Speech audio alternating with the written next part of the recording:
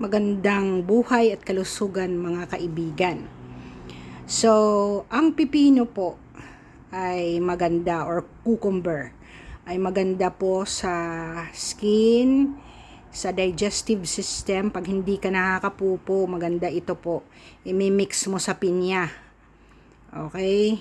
You either eat it raw together or i-blender mo. Pero naa-alter kasi pag nilagyan mo ng ibang proseso, naa-alter kasi ang nutrients ng prutas.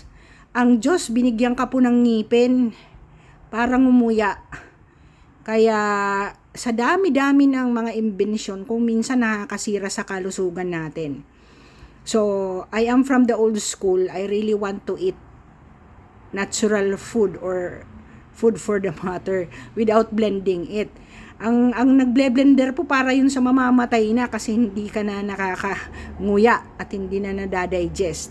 So, cucumber is good for digestion. Pag nag-constipate ka rin, maganda rin ito.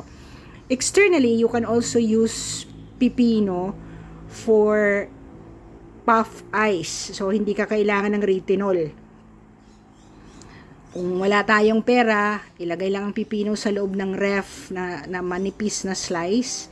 And then, ilagay nyo po sa mata nyo before you put on your hydrating stuff na sa skin ng mukha nyo.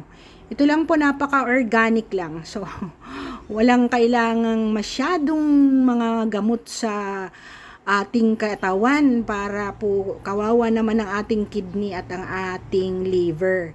Masyado nating pinapagod. Okay?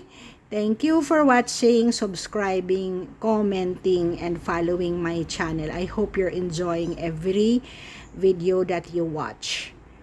Love you guys.